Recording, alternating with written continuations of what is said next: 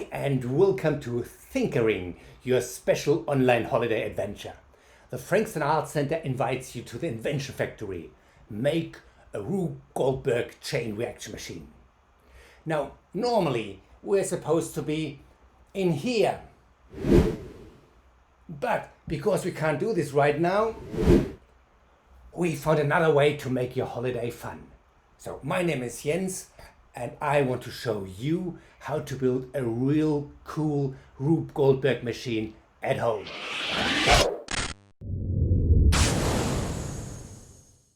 Goldberg machines are also called chain reactions, domino effects or cause and effects machine.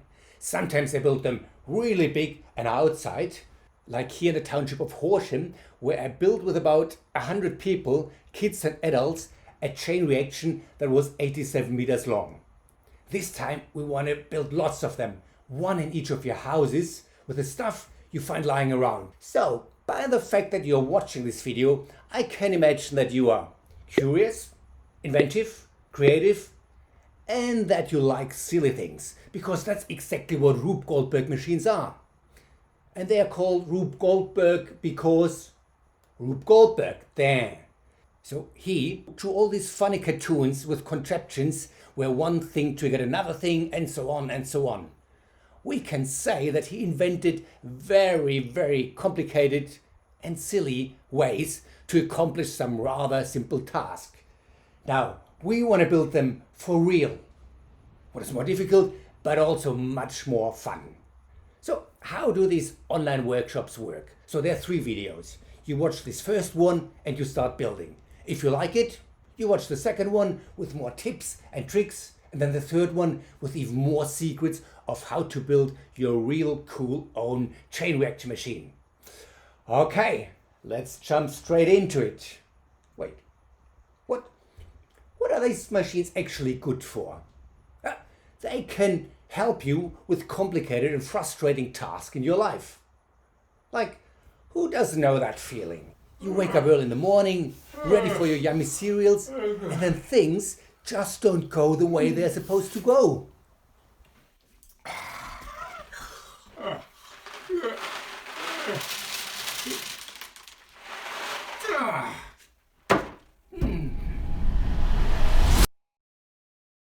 Now this looks much better. Life can be so easy.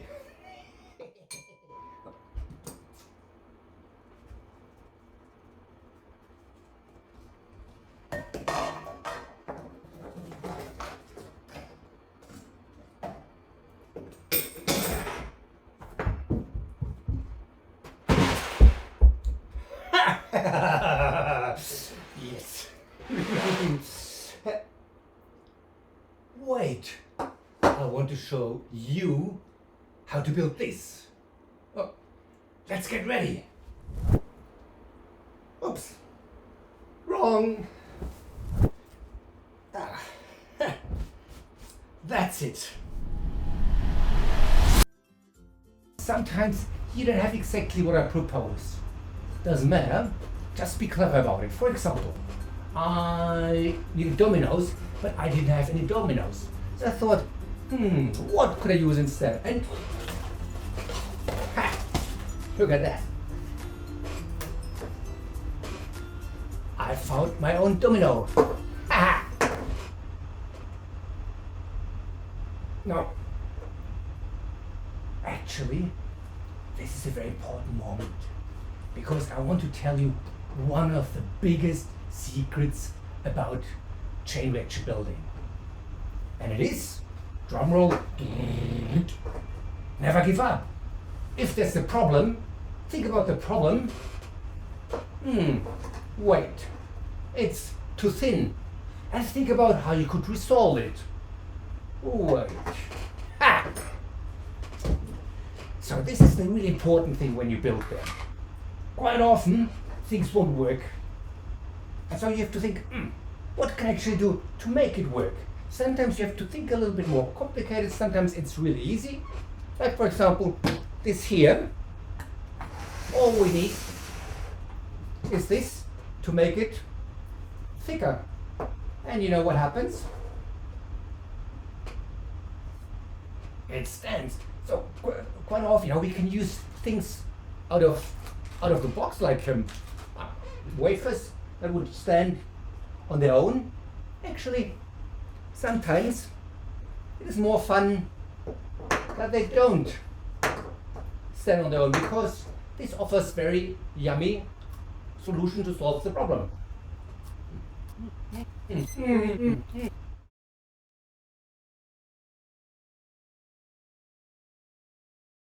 Second attempt. Better. So, or you find more stuff at home, for example here, a CD box. Doesn't stand either. What can we do? Think, solution done.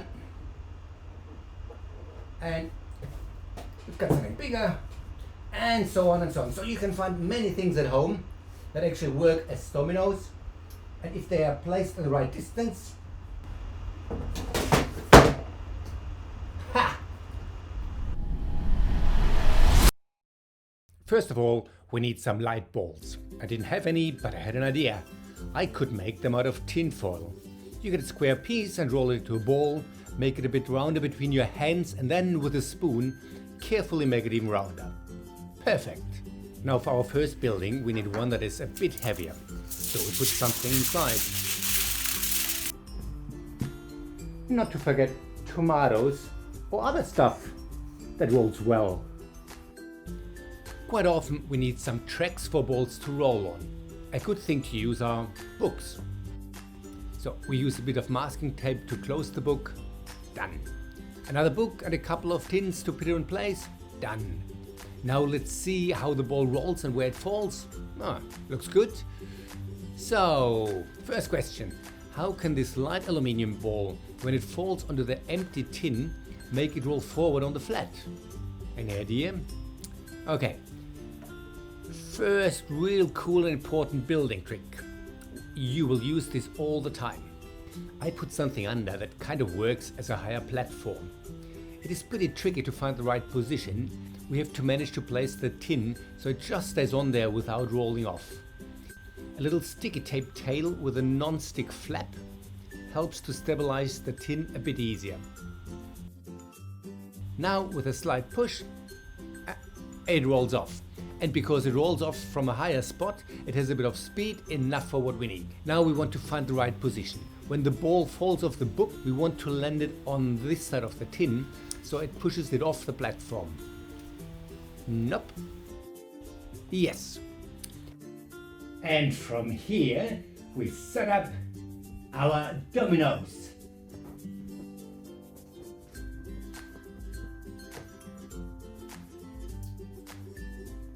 And then we can give the tin a push. And it rolls till it pushes our dominoes all the way to the corner of the table. With the last one, that has to be a bit heavier, like a CD or DVD, will fall down. We attach the last domino to a string and connect it to one of the toilet rolls. The string has to be shorter than the height of your table. Now we push a second string through the toilet roll and connect the other side to a teaspoon. Now let's use one of our books to create a ramp just steep enough to make the roll slowly roll down. So, toilet roll 1 falls down, pull spoon, toilet roll 2 starts to roll. Now let's see how far it will roll. So somewhere here we want our cereals to land.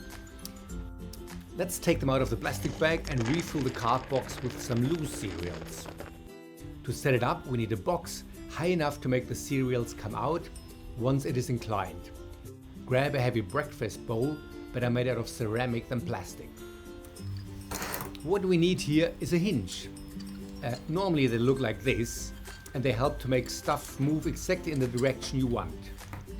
We can build our own hinge made out of sticky tape.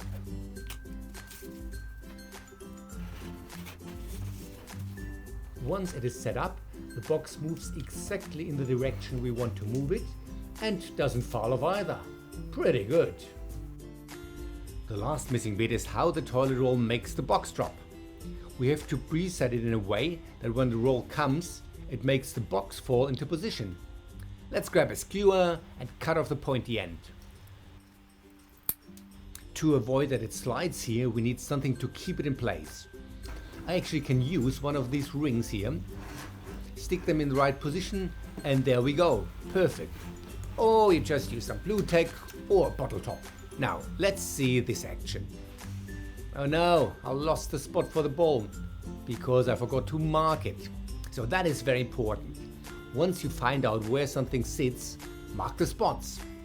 Even the things that normally don't move, because very easily they could get pushed and then you don't know where they have been. You can mark them with a pencil, just make sure your parents are okay with that, or use tape.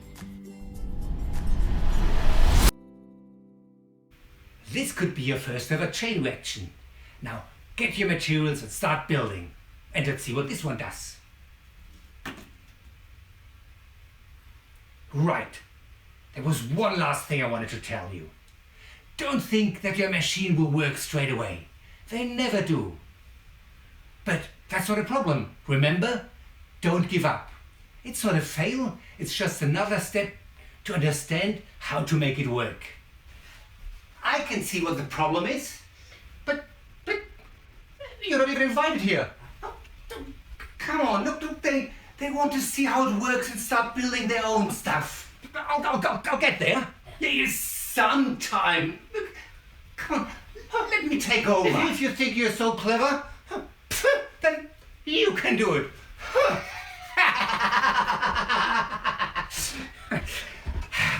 Okay, great. So let's see. Wrong distance here.